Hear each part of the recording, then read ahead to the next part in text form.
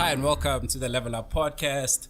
My name is KG Habiani, and today I'm joined by a very special person that I met recently. She is an award-winning speaker, famous MC, public speaking coach, and facilitator. And of course, I'm talking about none other than Zoya Mabuto. How are you doing, Zoya? I'm great, thanks. We can't omit the fact that I am Zoya Mabuto-Mokoditoa. My husband will listen to this and say, hey, when you go to TNC, do you omit the other part of your surname? I'm really happy to be here. Thank you. I'm good. Thank you, no, KG. great. You know, the reason I didn't say your surname is the first time I heard your name, I thought, okay, maybe I think Zoya is a white lady. And then you walked in and then it's Zoya. Then I was like, okay, well, here we go. And you said your surname and I was like, wow, that's the most African surname I've heard in a very long time. 100%. It's a pleasure to have you here, Zoya. I mean, it is really good to be here. Sure. I'm excited to be part of this conversation. First things first, what we just mentioned now, speaking. The first time I heard you do your intro, I was so taken by just the power and the presence you had. Please tell me, what led you to this love for public speaking? So I always say, when people ask me about this, I say, I think I was born to speak.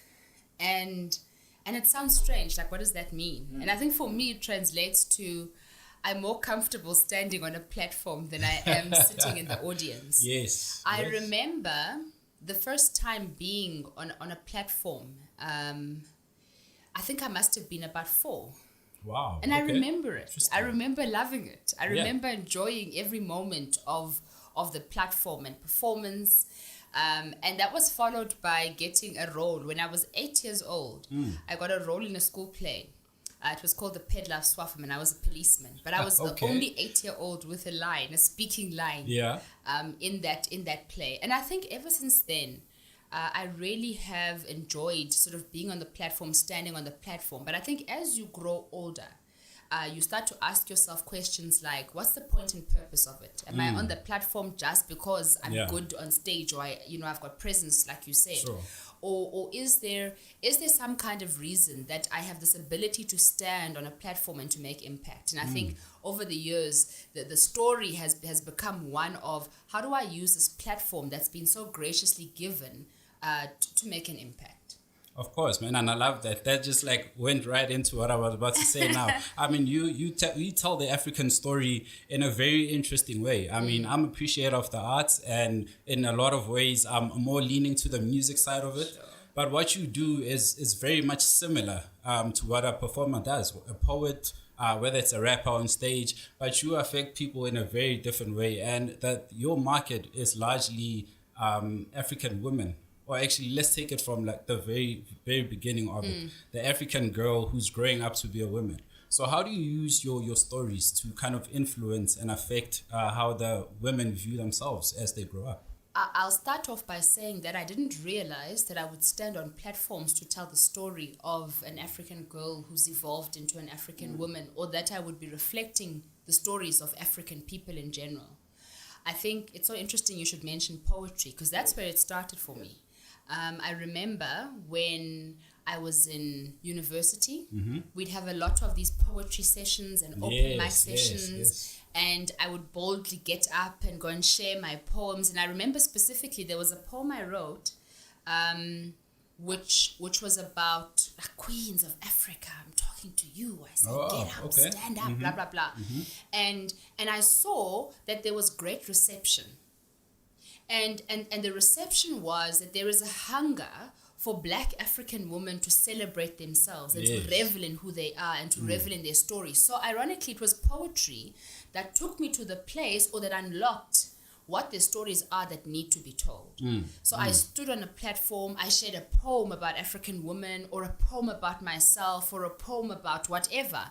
And the audience would respond in ways that suggested to me that people wanted to be speaking about these things. Yes. And so I think I leaned in with a curiosity, and I said, what if I took it a little bit further? Sure. What if I went back to speech writing? I was writing speeches when I was still in high school, and I was debating, and I was doing public speaking. And I said, what if I allowed this to translate into kind of, public speaking stories or speeches, as it were. So you were doing this at a very, very, very tender age. I've been doing this all my life. The joke used to be that I used to read the Financial Mail when I was in standard 9 and matric, and The Economist and all that kind of thing, because I was a debater. Yeah. And so the business has been literally my love for telling stories and for telling African women stories in particular, with current affairs and politics and African development and what's happening in and around us and the impact we can make. So it's all come together quite beautifully now. And it affords me the opportunity to stand on a platform and to know that we're speaking to things that matter. Things that impact us as Africans, things that impact us as African women in particular. I love women, hey? Yeah, like, no. Unapologetically. I've learned, having seen you a couple of times, the very few times that I've seen you, very respectful to men as well. Yeah. But you do wear your womanhood and your feminine side very strongly. And, it's something to be celebrated. I appreciate that. It's so easy, particularly when we talk about leadership and how we must show up as women in a leadership sort of context. It's easy to forego the qualities and the traits that make us women so incredibly special and bring something unique to the table. Yeah. We bring an incredible uniqueness even to the leadership conversation. So if you say I embody and emulate that, I take it as a compliment, because I believe there's something in how we do things as women that can contribute to the broader leadership narrative. Truly. There's just something about how we do things. I love women. Of course, guys. I mean, just listen to that. Listen to the power in that voice and just how expressive Zoya is. I mean, Zoya, all of this talk has led you to winning multiple awards. You've achieved so many things. I mean, we can list them all. Just maybe off the top, can you just give me like maybe one of your proudest or maybe two of your proudest achievements and awards while we're on that? You in a space that's not very publicized, especially coming from Eastern Cape, being from a black family, you're talking about public speaking. It's like, what the hell is that? So which award to you means the most? And, when you took it back home, you felt like, oh man, I've now achieved something. And here you go to all you naysayers. This is what I've achieved. Being a woman and being a woman, speaking of women empowering each other and themselves. I mean, if we're talking literally about awards that have meant something to me, in 2014, I made the decision after I'd had my first child in 2013 that I wasn't going to stick out the corporate thing forever. Yes. I knew that my whatever impact I would make in the world wasn't going to happen from within a corporate space. And I made the decision in 2014 that I was going to leave corporate. That was it. I was leaving corporate. And alongside that decision was a very clear sense that I wanted to stand on big stages, international stages. And so I entered the speaking competition through Toastmasters. And I was very deliberate about the fact that I was going to win that competition. One, because starting my business hinged on the credibility that contest would give me. So I didn't enter it haphazardly or kind of with like, I'm just doing it in J. It wasn't, no. I said, I'm going to enter this competition because I'm going to become the 2015, champion for speaking for Southern Africa. So I was clear that that's what it was. Yeah. And I think when it became a reality, it didn't feel like it was new. That's the first thing. It didn't feel like it was new. It felt like I was standing on the stage I knew I was going to ultimately get to. Yeah. And what that did for me is, it said, one, it's possible, absolutely, but it opened things up for me in a big way, because then I had the opportunity to go and represent the continent at the World Championships of Speaking. Now, that's huge. That is huge. That's now taking it to another level and kind of going, Okay, yeah. We're here now. Yeah. And I think that experience was absolutely mind-blowing for me. So I'm proud of that. Coupled with the fact that the trophy was this big. Sure. I kid you not. And my baby at the time she was going to be 2 years old. She was just over 2. Yeah. And she could fit into it. Oh, wow. So my little baby girl would climb into it. And I was proud. I was proud that I won this thing, but that my child could be part of that story. Exactly. And so we laugh about it years later, and I show her pictures. I say, look at you. You were 2 years old, and you used to climb into mommy's gigantic trophy, which I got to keep, for a certain amount of time. So I'm very proud of that. But I also want to respond to something you said about growing up in a black home, public speaking, etc. It's interesting. So I grew up in a home of politicians predominantly. So my mother was very well-traveled. Yeah. And so because she was well-traveled, she interacted very differently with the world. Yes. She was very open. She'd seen the world. She'd seen places. She wrote a lot. And so the speaking and the writing gift, I call it a gift, I think comes from them. My grandfather was an Anglican priest. And so the speaking, the writing is actually coming from the family. Yeah. And so it was nurtured from the get-go. Yeah. We didn't make spelling mistakes. We read extensively in our home. Not because we wanted to necessarily, but because my mother said reading takes you to places that you can't go to physically. Yes. And so read and open your mind up, and then one day you can go to those places. So I have to credit my family in that respect, to say when I said I want to study a mixture of politics and drama, my parents didn't say no. They said go for it, because this is who you are. So yeah, I want to credit my family there. And then, of course, just to acknowledge that for me, a really special, award was that 2015, championship. And of course, I have dreams to become the world champion. And you're still going at it right now. And so I'm working towards that. And in fact, I was saying to my husband the other day, I said, love, actually, I think I'm ready to become a world champion. Well, I mean, I wish to see you there holding up the trophy, flying the flag for us down here in South Africa. Yeah. But I mean, Zoya, everything now, we've spoken a lot about being on stage and presenting on stage and having people that are kind of interacting and sharing an energy with you. Now 2020, suddenly in March, we were hit by this thing and we're all in lockdown. And obviously you had to shift and change the way you do your speaking.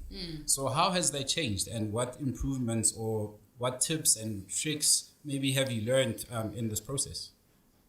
I mean, that's a huge, that's a difficult one. I remember thinking to myself, how does a speaker, and particularly when you think about the speaker I'm expressive. I'm there with my whole board and all of me. So how does somebody who is expressive, who speaks as I do in the way I do, convert to kind of this very restrained way of presenting? How do we do it? How do we navigate that? How do we translate that real-time audience connection, that thing that happens when you connect with somebody's eyes in the audience, and we are here, heart to heart, hit the looking mark, at them, and you can feel it. How do you maintain all of that across virtual platforms? I was scared. I was like, we're not going to be able to do this. And this is the end of life as I know it. And in fact, I'm not going to have work after this, I promise you. And then you take a step back and you kind of sit in it a little bit. And then you go, what if? What if we just try it? Sure. And I think it was that willingness to say, what if we tried a different way? What if? Let's just see how it might happen. Because I mean, in so many ways, isn't that kind of like how you practice before you go do your actual talk? 100%. Yeah. It's how you practice. And so, step back, and then I said, let's see how the world is responding, and let's kind of just also move with it and see. Sure. It wasn't easy from the get-go. Technology can be very overwhelming when you don't know what you're doing, and there's lots of things coming at you. There's sound here, then you need light, and you are too dark. People can't see you, but they can hear you. Then they hear you, then the connection breaks, and they can't hear you properly. And so all of those things being barriers to communication were real, incredibly real. And I think over the period of time that I have now been sort of presenting online, I've put a couple of things in place. Sure. The first is I invested in light. I know what good lighting can do. And now the comments I get are, it looks like, Ingati angel. Yeah. And I think, you've got like a halo. You've got this halo around you, you've got light. Lighting is so important for this. People being able to hear you properly. So I invested in earphones that come with a microphone. Also really good. I remember we had normal Wi-Fi and we've since upgraded, and now we have fiber. Yes. And so it was making sure that all of those technical things are in place. I converted what was a laundry room, rubbish room, whatever, into something of an office space. Exactly. And so maneuvering and creating a space that could be used as an office space within our home, all of those changes had to happen. And I think we were surprised at the extent to which we were nimble. We were able to move with it and be quite agile, for lack of a better word. And so those are the things we put in place. And then it was to say, okay, let's think about how we can make online delivery effective. Now we have to look at the content and say, how do we, from a content point of view, make it interesting? And the first thing that became evident was we can no longer do these long sessions. No. Concentration spans now are strained even further because you're competing with a cell phone that's sitting here. You're competing with someone's ability to switch off a camera, all those kinds of things. So how do you keep people's attention real time? And we had to be very creative in terms of really saying, as you are working through your content, work through it in such a way that you give people breaks, that you make it interesting and entertaining, that it's not just a talking head, that you get people to actually do tactile things, get them to draw, get them to tear things up, get them to participate. I remember in the beginning stages, one of my challenges was asking a question and then thinking someone is going to respond. And we'd have dead air where people keep quiet. And you're not sure, are people in the room? Are people not here? Who am I talking to? And then you learn tricks around that as well. That perhaps ask a question and then point to a particular person and ask them to come into the plenary. So all those kinds of different ways of working are things I've learned over the past couple of months. It was challenging at the beginning, but I think I've become something of a pro. Well, hey, you know, we've seen, and I've actually worked with some of your content. And I mean, when I did see you here, I didn't even see a little bit of a flinch, you know. Obviously, there would be times where you would tell yourself that, it wasn't good enough, being the professional that you are, but you've been doing excellent work. Thank you. I mean, one of the things that we spoke about before we even switched the mics on and cameras on is nerves. You know? I've seen even the most professional of people, apparently the thing is, if you don't have nerves before you do anything, then it's not really worth doing. So how do you handle that? How do you handle nerves before you go on a stage? And we just touched on it kind of roughly, but how would you do it now in a setting where people are actually staring at you in the face and all your emotions and expressions are there to be seen? How do you deal with that? You know that I marry leadership development work with public speaking work. And the reason is because we have to be willing to do that work on ourselves first. That's the first part. Is that I've got to understand for myself who and what this Zoya thing is. What she brings into a space. What she can learn when she's in a space. All of those different things. So for me, it starts at the level of the mindset with which I step into everything. And that's leadership work. This acute sense of awareness of yourself first. What you bring into a space. What people feel after you've left the room. And you were in a space, right? So all of that stuff for me is hugely important.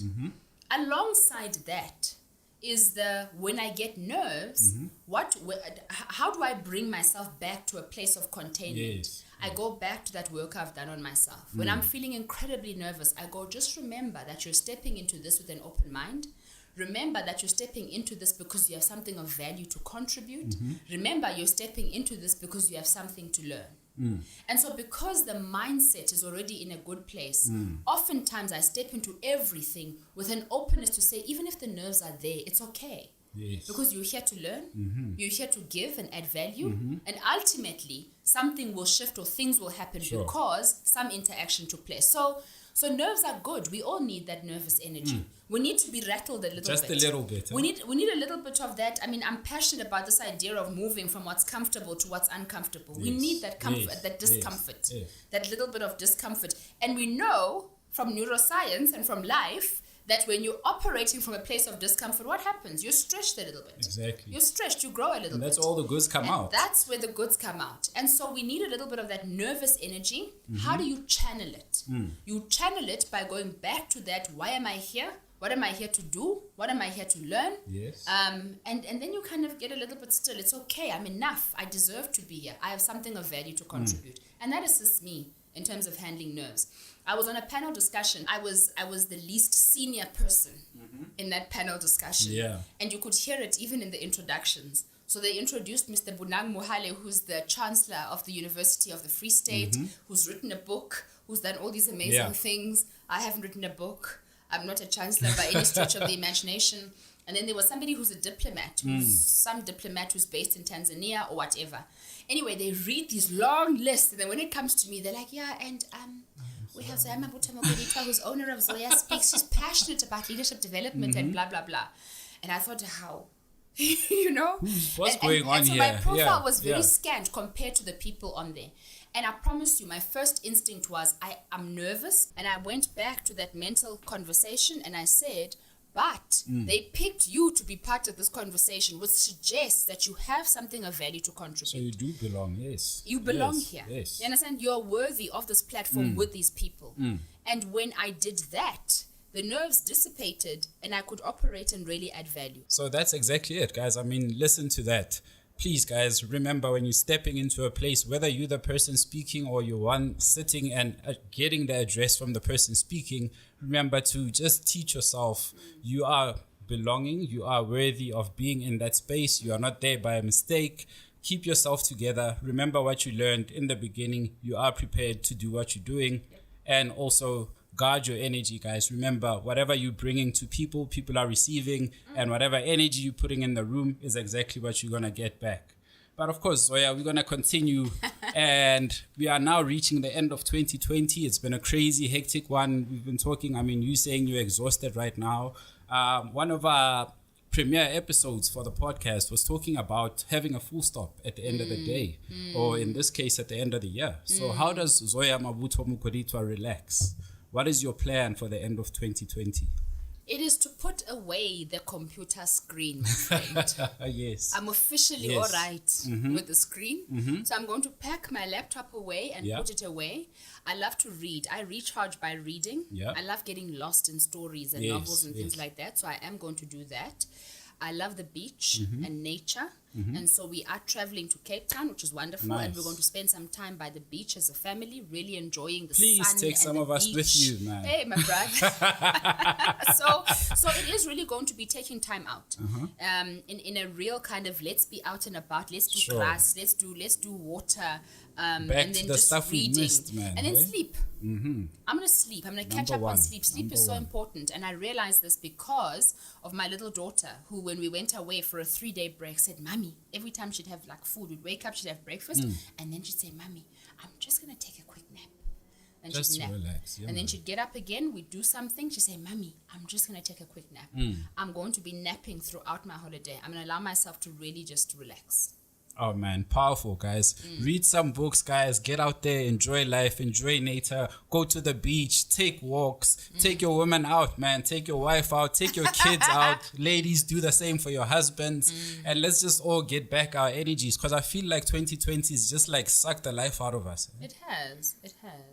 And I mean, to all of the people who've improved their businesses, who've made a lot of money, who've made successes of themselves, guys, it's time to now start thinking about how you're going to take the foot off the accelerator for a little bit and just reward yourself and enjoy the fruits of your labor. Yes. I'm all for that one. So Zoya, it's been lovely chatting to you, and we're looking forward to having you here quite a few times, because I know you stay busy. But since you are off social media, how do we get a hold of Zoya Mabuto? Now, if I'm trying to go into coaching or I need some help for a speech I'm delivering in the near future, where do I find Zoya?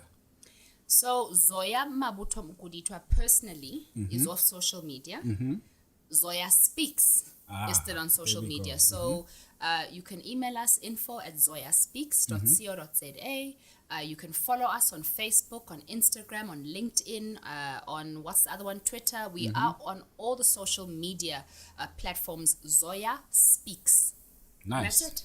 There you have it, guys. Zoya Speaks is here in the flesh. It is Zoya Mabuto-Mokoditoa. Pleasure having you here. Thank you. Like I said, guys, we're releasing an episode every Thursday. We are on Spotify officially. We're also on Iono FM, and we're building up to other interesting sites. And of course, you can also catch this episode on YouTube that we'll be releasing in the near future. So from myself, KG Habiani, from the networking company and the LvL Up Podcast, I want to say peace and love to all of you. Any last words, Zoya? I think we all have a story to tell.